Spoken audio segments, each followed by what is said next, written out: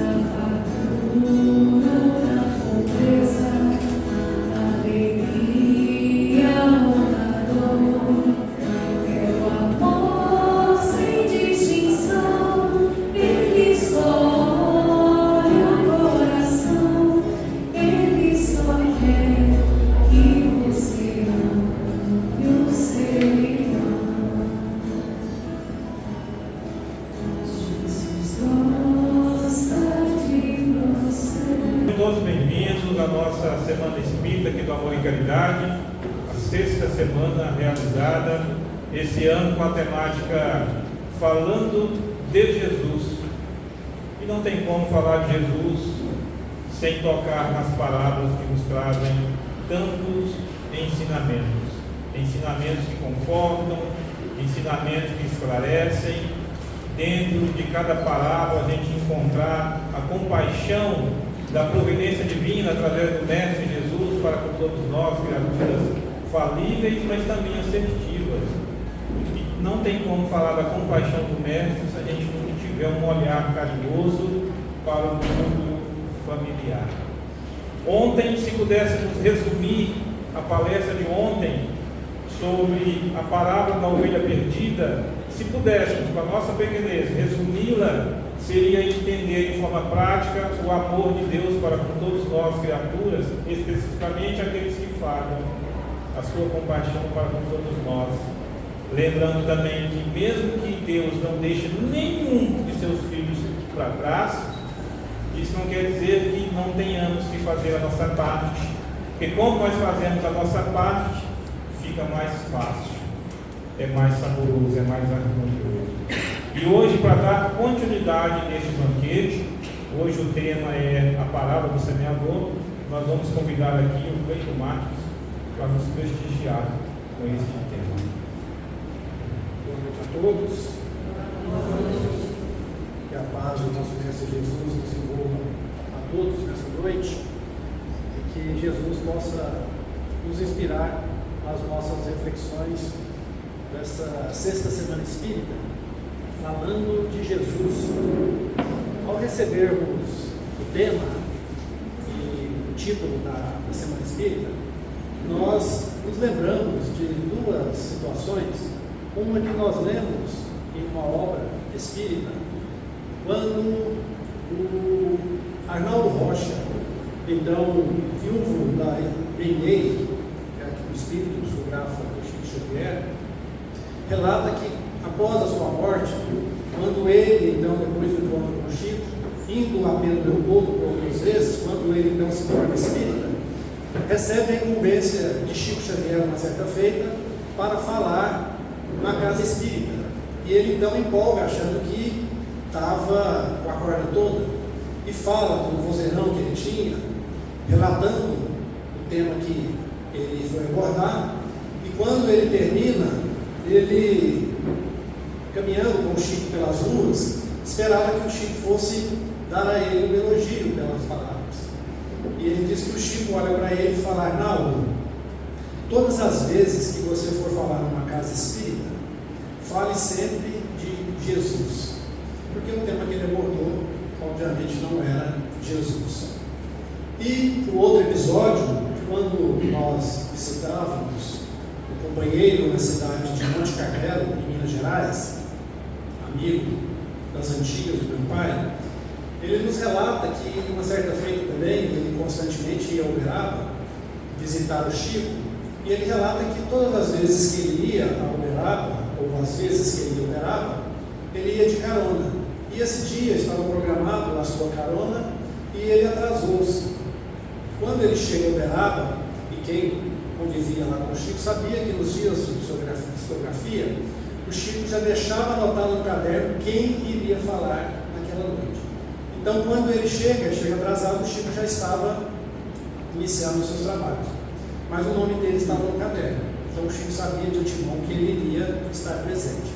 E ele então faz o uso da palavra no seu momento e fala também sobre o tema que estava versado. E quando ele termina, ele vai cumprimentar o Chico. Então a primeira coisa que o Chico vira para ele e diz é: Quinca, quando você for falar numa casa espírita, fale sempre de Jesus. Isso me marcou, porque falando de Jesus é extremamente importante para que nós busquemos, através dos ensinamentos de Jesus, as inspirações necessárias para o nosso crescimento espiritual, a nossa transformação. Não que outros temas não sejam importantes, mas falar de Jesus é fundamental numa casa espírita. Então, parabéns ao grupo que escolheu a temática da Semana Espírita, para que nós possamos, de alguma forma, inspirarmos, nos ensinamentos de Jesus. E o tema então que nos foi proposto, parábola do semeador. Obviamente, se nós perguntarmos aqui, todo mundo conhece a parábola do semeador, ou não, ou pelo menos já ouviu falar dela. E, de alguma forma, nós podemos pensar com alguns conhecedores do Evangelho, relato, que talvez essa seja a parábola mais conhecida de Jesus. E não por menos importância, se nós também observarmos, há quem relate que há nos Evangelhos entre 30 a 40 parábolas, porque alguns consideram alguma como parábola, outras não, mas isso não é relevante. Mas se nós observarmos das parábolas que Jesus contou, apenas duas ele as explicou. Essa parábola e a parábola do joio e do trigo, que foram as duas que os apóstolos pediram para que ele explicasse. Então nós não vamos tentar inventar interpretações, porque senão nós estaríamos contrariando aquilo que Jesus nos propôs. E Emmanuel, no livro Fonte Viva, na lição Semeadores, nos chama a atenção, a observação que nós devemos fazer, que todos os atos de Jesus são sublimes e profundos na sua maior expressão. Então nós precisamos entender que toda a passagem do Cristo pela terra nos traz ensinamentos profundos e sublimes, aos quais nós devemos buscar a nossa inspiração sempre. E ele nos diz que, ao observarmos, quando Jesus nos traz essa parábola, ele não apresenta para nós nenhuma situação de que observemos que haja um contrato delegado para terceiros a fazerem essa divulgação da semeadura. É o Cristo mesmo que vem para fazer. Vem ele a semear. Então ele poderia delegar a terceiros, a anjos, a espíritos sublimes, mas ele prefere descer das alturas sublimes, a humilhar-se para trazer a nós a exemplificação. Então fica para nós a oportunidade de refletirmos que é preciso que nós saiamos do nosso interior para, ao entendermos esses ensinamentos, também buscarmos propagar esses ensinamentos que Jesus nos propõe, na medida do que formos capazes de interpretá-los e assimilá-los, para contribuir então com ele. E nós vamos então relembrar as passagens para que possamos fixar de alguma forma os itens que Jesus nos apresenta. Naquele dia, saindo Jesus de casa, sentou-se à borda do mar. Vieram para ele muitas gentes de tal sorte que, entrando numa barca, se assentou, e toda a gente estava de pé na ribeira. Aqui tem uma observação que não é por acaso que ali tem a informação de que vieram para ele muitas gentes, de tal sorte que, entrando numa barca, se assentou. À época de Jesus, os grandes instrutores, aqueles que eram os grandes sábios, profundos, eram conhecidos como os profundos conhecedores, eles tinham como o hábito assentar-se para ministrar a sua palavra. Então Jesus ali a nos trazer então ensinamentos espirituais profundos, toma a atitude de assentar-se para mostrar àquela gente que ali estava à sua procura, como a dizer a eles pela tradição, que ali surgiria então profundos ensinamentos. Mas o povo à época usava os conhecimentos mais para as questões materiais. Mas Jesus traz para nós ali reflexões profundas com relação ao nosso comportamento espiritual. E Mateus então continua narrando. Ele lhes falou muitas coisas por parábolas, dizendo: eis aí que saiu o que semeia, a semear. E quando semeava, uma parte da semente caiu junto da estrada. Vieram as aves do céu e comeram-na. Outra, porém, caiu em pedregulho, onde não tinha muita terra, e logo nasceu, porque não tinha altura de terra. Mas, saindo o sol, se queimou, e porque não tinha raiz, se secou. Outra, igualmente, caiu sobre os espinhos. Cresceram os espinhos, e estes a afogaram. Outra, enfim, caiu em boa terra, e dava fruto, havendo grãos que rendiam a 100 por 1, outros a 60, outros a 30. O que tem ouvidos de ouvir, ouça. Então essa é a parábola do semeador, que nós conhecemos. Mas, qual é a interpretação que nós devemos buscar com essas informações de Jesus? Nós precisamos, e nós já sabemos, que há 3 fatores fundamentais nessa parábola: o semeador, a semente e o sol. Nós sabemos que o semeador é Jesus, a semente, o seu evangelho, e o sol somos nós, né? E aí então ele já demonstra através da parábola os tipos de pessoas aos quais nós, em determinado momento, pertencemos. E ele relata ali as situações em que a semente estava sendo propagada. E, se nós observarmos, o semeador, ele não sai escolhendo os lugares. É uma observação importante. Por quê? Ele vai relatando que a semente vai sendo semeada em toda parte. A nos dizer que o Evangelho de Jesus veio para todos. Se nós observarmos lá no Livro dos Espíritos, na questão 803, quando Kardec abre lá o capítulo da lei de igualdade, Kardec pergunta se todos nós somos iguais perante Deus. Os Espíritos respondem que sim, que todos nós somos criaturas que chegaremos ao mesmo fim, teremos as mesmas oportunidades. Só que com a luz da doutrina espírita, nós vamos entendendo e percebendo que ao longo de toda a nossa jornada, nós estamos em estágios diferentes uns dos outros. Uns mais adiante, outros ainda retardatários, outros ainda adiando determinadas transformações. E se nós ainda lembrarmos, falando de transformação, quando Jesus começa a sua pregação, após a morte de João o Batista, o precursor, quando ele anuncia a chegada do Messias, Jesus começa dizendo para nós: arrependei-vos, é chegado para vós o reino dos céus. O que é o arrependei-vos? Nós trazemos muitas vezes o entendimento de que arrepender é única e exclusivamente pensarmos de que erramos e que é preciso sofrer com relação ao que nós erramos. Mas a época de Jesus, o arrependimento, ele vem da palavra grega metonímia, se não me falha a memória, a palavra é essa, metanoia, é isso, que significa transformação, mudança de pensamento.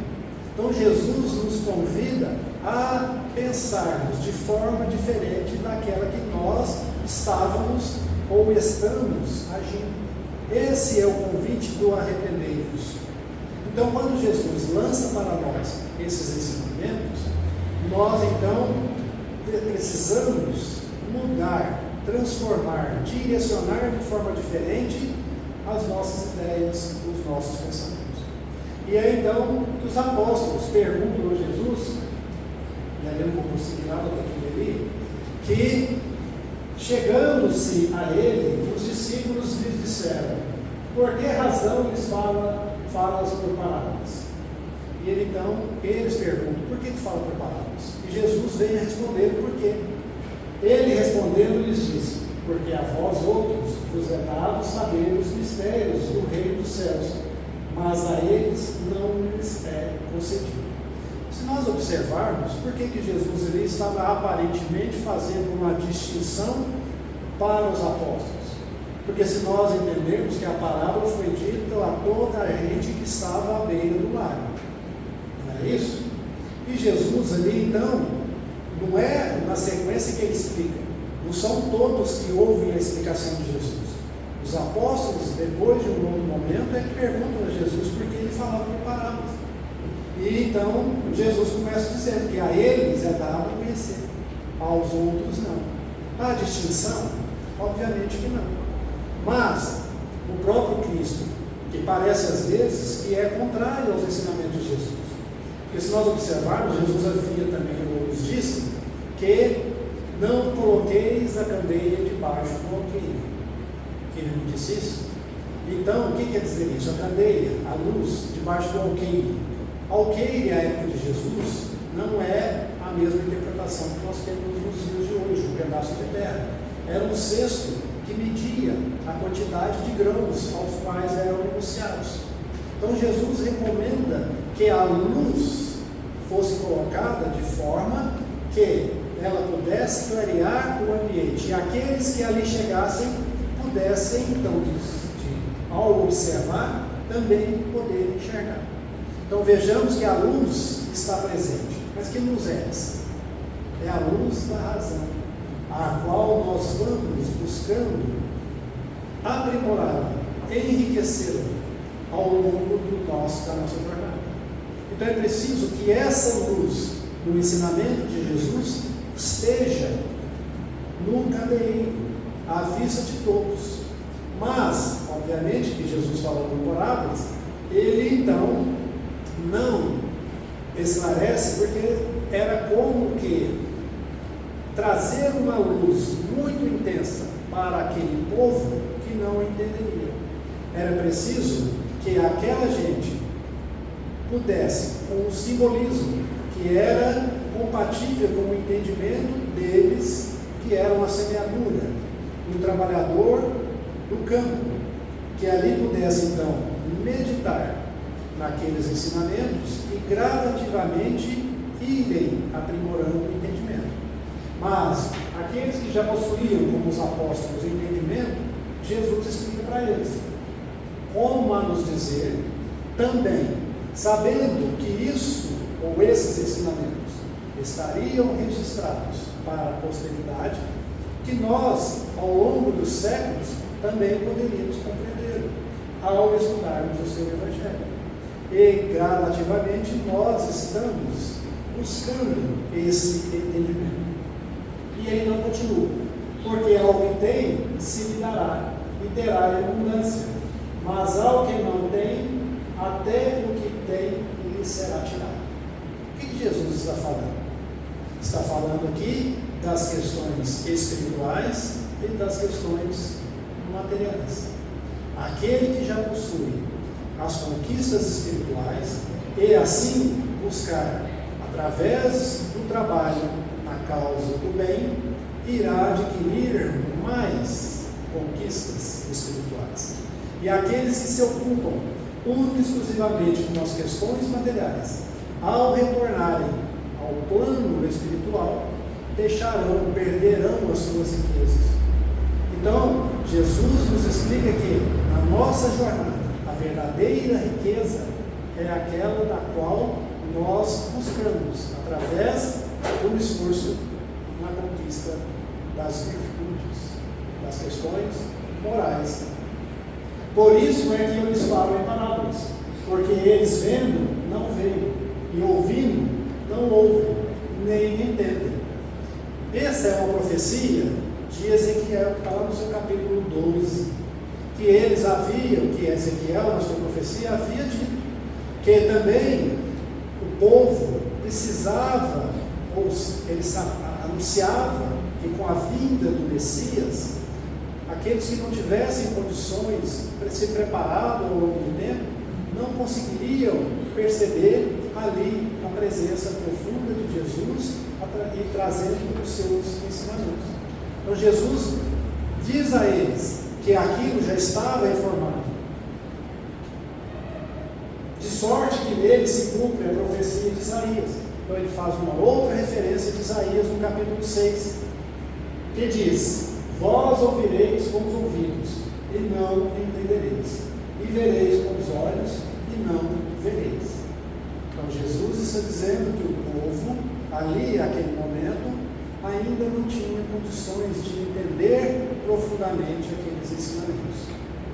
Mas, se nós observarmos, Kardec nos chama a atenção para essa interpretação, lá no capítulo 24 do Evangelho segundo o Espiritismo, não coloqueis a caneta sobre o ok, nos dizendo que Jesus trouxe alguns ensinamentos através das parábolas. Muitos outros foram transmitidos através da sua exemplificação.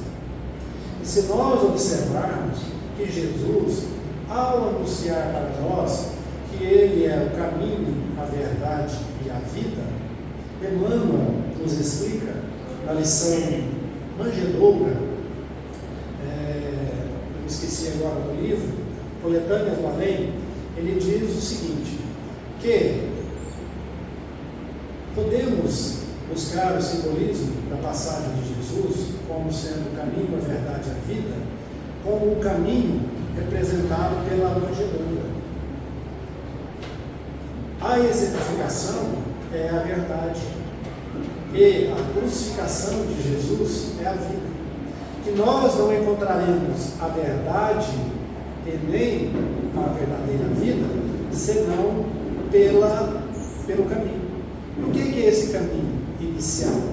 É para nós a simplicidade, a humildade.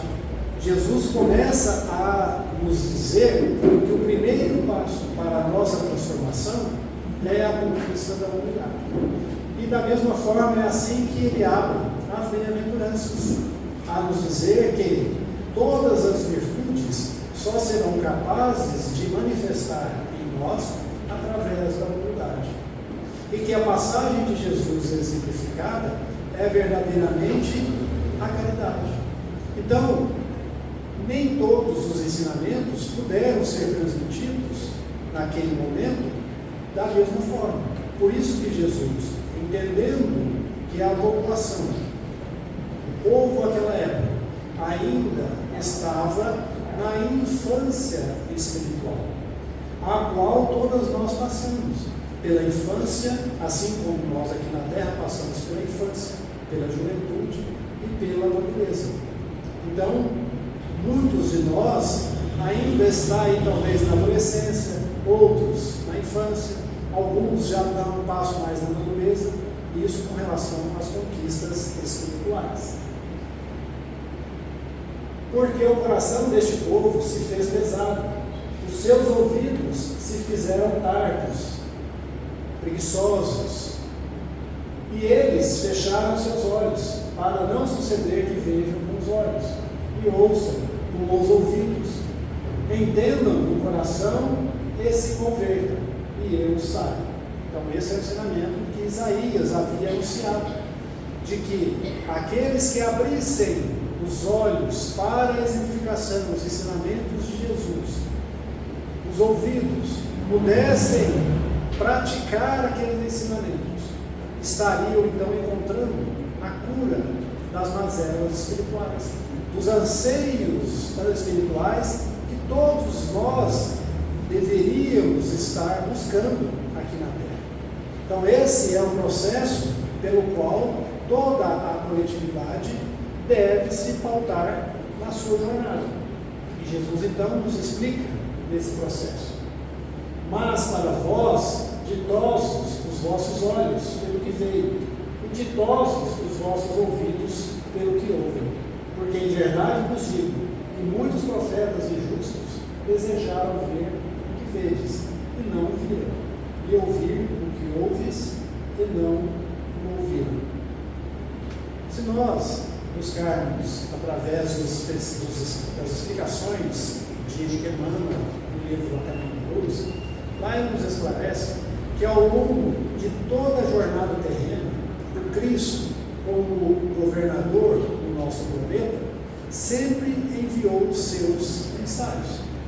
nós vamos encontrar ao longo da trajetória humana espíritos que foram enviados à Terra para iniciar o trabalho de preparar a vinda de Jesus. E que muitos deles não puderam ver, então, estar presentes quando a chegada do Cristo. É disso que ele está falando. E ali, felizes os apóstolos que estavam naquele momento, podendo usufruir da presença do Cristo, como aquelas outras criaturas que ali estavam também poderiam aproveitar, mas de alguma forma não foram capazes de assimilar ou de aproveitar.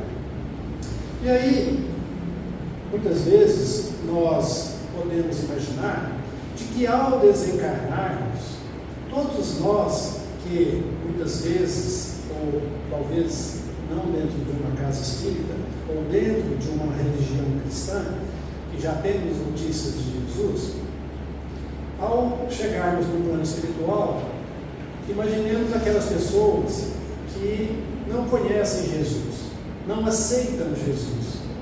Muitas vezes, eu não sei se passa isso pela cabeça de vocês, que imaginando que todo mundo que chega no plano de lá, do lado de lá, vai ter notícia de Jesus, vai saber quem é Jesus. Será que é assim? Vocês acham que é assim? Me surpreendeu uma informação desse livro, Cartas de uma Morta, não sei se todos conhecem, que é do Espírito Maria João de Deus, que foi aquela, aqui na Terra, a mãe de Jesus, a mãe de Chico Xavier.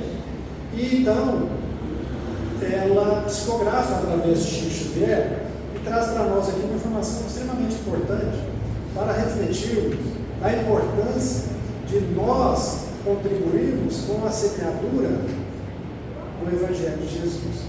Ela nos fala aqui, no capítulo 112 do livro, fazendo referência ao capítulo 111, onde ela relata que, ao estar no plano espiritual, ela fala aqui de algumas excursões que ela faz, ou um guia espiritual, dando a ela a oportunidade de conhecer vários lugares, inclusive planetas. Ela fala de grupos de espíritos que se afinizam no plano espiritual, e ela traz aqui para nós como exemplo os saxões, os latinos, os árabes, os orientais, os africanos. Formam aqui grandes falanges à parte, em locais diferentes uns dos outros, nos núcleos de suas atividades.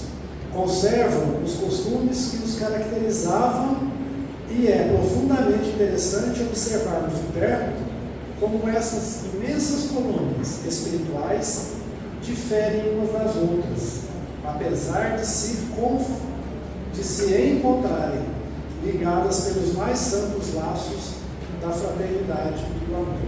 Nós estamos dizendo aqui nesse capítulo 111 que lá no plano espiritual os espíritos se afinizam, formando os seus grupos, como aqui na Terra as raças, vamos dizer assim, ou as convivências, cultura de países, né? E aí ela nos fala, nesse capítulo 112, o seguinte: a hegemonia de Jesus, a esfera cheia de sol. Ela nos diz o seguinte: muitos dos componentes desses núcleos, tão arraigadamente, conservam o modo de pensar que possuíam no planeta terráqueo. Então, lá nos planos espiritual, esses grupos se afinizando, se reencontrando, trarão ou levarão com eles as mesmas afinidades que tinham aqui na Terra, os mesmos comportamentos. Que raros são os que não relutam em aceitar a hegemonia espiritual de Jesus Cristo, como orientador e guia do orbe que deixamos, ao qual ainda estamos ligados por fortes elos de natureza afetiva, segundo o grau de progresso a que já alcançamos. Então, muitos grupos do lado de lá resistem a aceitar Jesus como governador do planeta. Então, não é um passo de mágica chegar lá, Jesus, governador do planeta, não vamos aceitar. Se não aceita aqui, a transformação lá, a aceitação também é difícil. Então, vejamos a importância de internalizarmos os ensinamentos aqui e contribuirmos no medida do possível.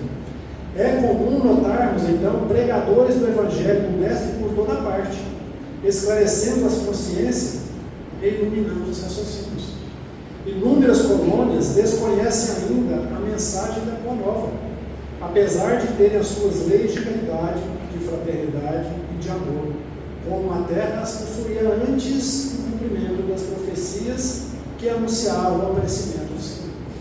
Então, está nos dizendo aqui que muitos ainda não conhecem a Boa Nova. Muitos espíritos aqui na terra não sabem quem foi Jesus. E chegando lá de lá, continuam não sabendo quem foi Jesus. Por mais que temos a oportunidade de, fora da matéria, adquirirmos esses ensinamentos. Então, espíritos iluminados estão, e ela fala adiante, mas há sobre todas essas esferas, falando de oitiva, ela falando de ouvido de instrutores, segundo as explicações que tenho recebido de grandes mestres da espiritualidade, uma esfera cheia de sol, ou seja, acima de toda essas nossas colônias, existe essa esfera cheia de luz, onde promana a fonte que poderemos chamar inspiracional. Então, o trabalho ele é constante para que possamos entender e compreender os ensinamentos de Jesus. Então, não achemos que chegando lá de lá, nós aqui não temos o conhecimento, como que, num passo de mágica, nos transformaremos por si só. Então, não é por acaso que estamos aqui, lutando, esforçando, né? E vamos, então, entender o que Jesus nos explica com relação à passagem da parábola. Nós trouxemos aqui, que nós, a princípio, usamos a mensagem de Mateus, no capítulo 13, e ela também está no Evangelho de Lucas, no capítulo 8, e Marcos, no capítulo 4. E aqui nós trouxemos as duas, de Lucas e Mateus, para entendermos que muitas vezes nós nos pegamos em determinadas palavras para tentar impor uma ideia, mas que elas, quando comparadas pelas duas fontes, nós vamos entender que elas não possuem significados diferentes. Em Mateus, todo aquele que ouve a palavra do reino e não a entende, vem mal e arrebata o que se semeou no seu coração. Este é o que recebeu a semente do jugo da estrada. Então, Jesus está dizendo que aquele que os pássaros levaram, e aqui simbolizado como o mal, é aquele que a semente cai e é totalmente diferente aos ensinamentos. Como se nada tivesse acontecido como oportunidade de transformação. E aqui nós precisamos, muitas vezes, imaginar se nós já estamos fora dessa situação ou se nós estamos escolhendo os ensinamentos que nos convém e excluindo os outros, deixando que o mal carregue, ou se nós já estamos nos esforçando para aproveitar a todos. E em Lucas, ele diz, a que cai à beira do caminho são aqueles que a ouvem, mas depois vem o diabo e tira a palavra do coração deles, para que não creiam e sejam salvos. Então vejamos aqui que Lucas usa a palavra diabo. Por que diabo? Se nós espíritas sabemos que não existe a figura de diabo. É porque Lucas, como um grego, ele usa a palavra mal como diabo, que é a mesma coisa. Pedra de tropeço, aquilo que nos leva a quedas. Então vejamos que a ideia é a mesma, não uma figura contrária à figura divina, que nós, à luz da doutrina espírita, já sabemos que não existe. Então vejamos que Jesus, ao interpretar para nós, diz que é aquele que é indiferente aos seus ensinamentos. O mal vem e ali leva a oportunidade do aprendizado. E ele continua, mas o que recebeu a semente no pedregulho, este é o que ouve a palavra e logo a recebe no posto. Porém ela não tem raiz nele, antes é de pouca duração. E quando lhe sobrevém tribulação e perseguição por amor da palavra, logo se escandaliza. Quanto a que cai sobre a terra, são os que recebem com gosto a palavra quando a ouviram, e não dão neles raízes, porque por algum tempo creio, e no tempo da tentação voltam atrás. Então vejamos que muitas vezes nós encontramos, ou somos nós mesmos, aqueles que ao encontrarmos, ou entrarmos em contato com o ensinamento de Jesus, ou com alguma fonte de ensinamento, nós nos empolgamos, né? Muitas vezes nós percebemos pessoas que chegam no movimento espírita ou nas casas espíritas, aparecem com uma empolgação como se tivesse descoberto a chave da felicidade. Entra empolgado, não é assim? Predisposto a ajudar, a trabalhar, mas quando não recebe ali da forma que quer, já começa a colocar as críticas, já começa a impor que não é bem aceito, que aquele grupo não é uma panelinha, não é assim? Então, quando aparecem certas dificuldades, automaticamente se afasta, porque não enraizou o sentimento, não buscou, através das oportunidades, internalizar para si e buscar a sua transformação. Muitas vezes nós podemos lembrar, aqui a gente só vai fazer como referência, a gente sabe que ninguém aqui é assim, quando a gente depara com um ensinamento que nos surge no dia a dia, a gente pensa assim no ensinamento, nossa, que lição maravilhosa que chegou para mim. Vou refletir, vou meditar para que eu me transforme. Será que é assim? Ou a gente fala assim, nossa, essa lição aqui serve para o fulano. Vou mandar para ele imediatamente, porque ele está precisando. Coloca no grupo da família, não é assim? E fica esperando para ver se alguém faz um comentário, não é assim? Mas um outro da família está falando assim, olha, está colocando para ele, porque ele é mais que precisa. E nós vamos vivendo, muitas vezes, essas buscas para o próximo e não para nós. O que recebeu a semente entre os espinhos, este é o que ouve a palavra. Porém, os cuidados deste mundo e o engano das riquezas sufocam a palavra e fica infrutuosa. E a que caiu entre espinhos, estes são os que a ouviram. Porém, os cuidados, as riquezas e os deleites desta vida sufocam-nas e não dão fruto. Muitas vezes, nós achamos que primeiro nós precisamos buscar determinadas conquistas, determinadas desenvolvermos, principalmente com relação aos aspectos materiais, para depois cuidarmos das questões espirituais. Isso não é errado, mas o excesso nos leva a essa condição de que as questões materiais, as vaidades humanas, sejam esses espinhos que abafam a germinação de possíveis sementes que foram lançadas em nosso coração.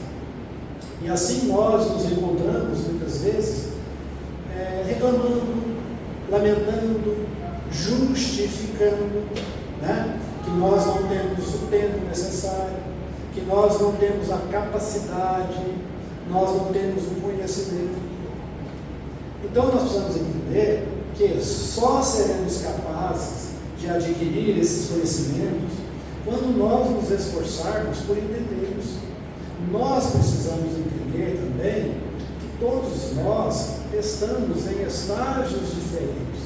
Então, se alguém tem uma condição de entender de uma forma melhor, é porque ela já tem conquistas através da intelectualidade ou até mesmo da capacidade, conforme Cristo disse aos apóstolos, a vós já é dado entender, vos é dado entender, a eles não. Mas como que nós esforçaremos? Através da busca, pelo estudo, pelas reflexões. Porque o estudo nos leva à oportunidade de aprendermos a discernir, de aprendermos a compreender os ensinamentos de Jesus, a amadurecer o entendimento das lições de Jesus, para que possamos então, de alguma forma, começar a praticar e também contribuir com a semeadura. É essa a proposta para que nós também possamos sair a semear. E é através do nosso esforço. E muitas vezes nós lamentamos que somos ou estamos cansados, né? É assim, estou falando aqui para mim, tá? A gente fala para lá, mas os Espíritos já direcionam para a gente aqui, né?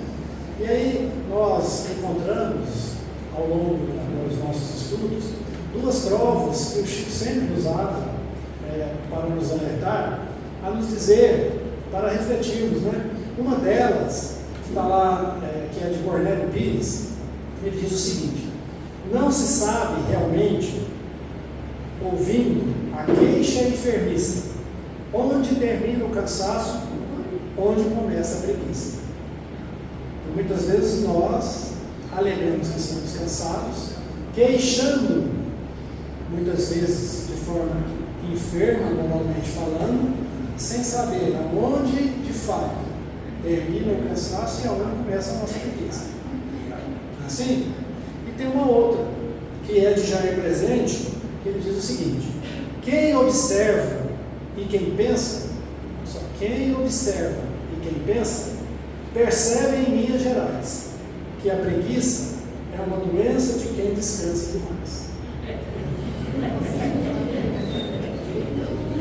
Não é? Ah, estou cansado hoje, não vou não. Mas será que é preguiça ou será que é cansaço? Então agora nós já sabemos que nós devemos observar, pensar para podermos perceber. Não é assim? De fato pode ser que seja cansaço, mas a consciência que vai nos dizer. Não é assim? E aí então ele diz para nós: o que recebeu a semente em boa terra, este é o que ouve a palavra e a entende, e dá fruto. E assim, um dá a 100, o outro a 60, e o outro a 30 por um. Mas a que caiu em terra boa, estes são os que, com o coração bom e perfeito, ouvindo a palavra, a retêm e dão fruto pela paciência. Então, aqueles que frutificam, e Jesus coloca que uns vão produzir a 100%, outros a 60%, outros a 30%, conforme for o nosso estágio evolutivo, mas que todos nós temos a condição de auxiliar, de ajudar. E Kardec, lá no livro O Evangelho segundo o Espiritismo, no seu capítulo 17, Seres Perfeitos, ele traz essa parábola e comenta lá para nós, trazendo como aqueles que aderem ao movimento espírita ou ao espiritismo, qual é o nosso comportamento perante os ensinamentos da doutrina à luz do Evangelho de Jesus. Ele nos fala lá, e nós vamos trazer aqui não conforme está lá, mas conforme Kardec nos apresenta em O Livro dos Médiuns, lá no seu capítulo 3, Método, quando Kardec nos fala lá dos tipos de espíritas. Você sabe todos eles? Tá? Aí nós podemos nos situar. Kardec diz lá para nós que é o seguinte: existem aqueles espíritas que adentram ao movimento espírita, que se preocupam única e exclusivamente com os fenômenos, com as manifestações espíritas. Para eles tudo tem que ser através da manifestação física. Desculpa, da manifestação feminina. E ele chama lá que esses são os espíritas experimentadores. Tem um segundo grupo que ele diz lá que são aqueles que observam os ensinamentos, analisam os ensinamentos, mas acreditam que é um grupo do WhatsApp que só serve para o próximo, não para ele. São os espíritas imperfeitos. Eles acham que todos os ensinamentos, ou acreditam que todos os ensinamentos são belos e profundos, porém, servem para o próximo. E existem aqueles que aceitam os ensinamentos, compreendem os ensinamentos e procuram colocá-los em prática na sua caminhada, na sua jornada. Kardec diz para nós lá que esses são os verdadeiros espíritas, ou os verdadeiros cristãos. Então essa a proposta de Jesus quando lança para nós, então, a semente em nosso solo, para que, através do nosso esforço, venhamos, então, a buscar essa transformação. E se não quisermos? E se não fizermos? E se não esforçarmos? Hoje, aqueles que trabalham no campo já sabem que uma terra que não é tão produtiva, ou que muitas vezes está já gasta, precisa de uma ferramenta para poder transformar. Qual é? O arado, não é? Rasga o solo para poder ali adubá-la, transformá-la, para que ela possa produzir mais. E para nós, qual é esse? Qual é essa ferramenta que vai arar os nossos corações para nos transformarmos? É a dor, é o sofrimento. E não é castigo. É porque quando nós trazemos o solo do nosso coração endurecido, é a dor que nos propõe a transformação. Porque é só assim que nós despertamos. E nós vamos percebendo que ao longo da jornada cristã, aqueles que muitas vezes buscam a casa espírita, ou buscam as religiões, o consolo de Jesus, buscam pela dor, buscam pelo sofrimento, buscam pelo esclarecimento. E quando a razão, que é a luz do candeeiro colocado para que todos vejam, se transforma em nós, propõe em nós então a conquista da fé. Por isso que Kardec diz para nós que fé raciocinada só aquela capaz de enfrentar a razão em todas as épocas da humanidade. Porque quando nós adquirimos esse discernimento, esse entendimento, que muitas vezes relutamos em buscá-lo, ou estamos relutando desde a vinda de Jesus, é a dor e o sofrimento que irá nos propor a mudança. E repetimos, a doutrina espírita nos explica porque não é castigo, é questão de consciência. É porque nós erramos perante a lei. E quando já temos a oportunidade de assim entender, é preciso que nós já possamos então auxiliar o Cristo nessa assinatura. Que possamos refletir, meditar, entender com o Evangelho de Jesus que todos estamos aqui na Terra para transformar. E iremos transformar, queiramos ou não, com mais demora ou com mais pressa. E depende de nós, né? Então, que Jesus possa nos envolver, nos amparar a todos e que essa semana seja de muita bênção, muita luz para todos, para essa casa. E repetimos aqui que o tema de profunda sabedoria, inspiração, foi salutar, né? E que Jesus continue inspirando a todos. Muito obrigado pela paciência.